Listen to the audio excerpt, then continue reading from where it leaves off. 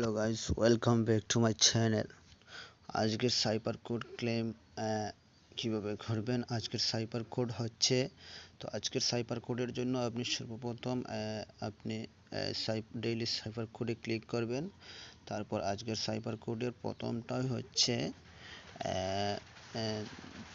দুটি লং এবং একটি শর্ট ট্যাব।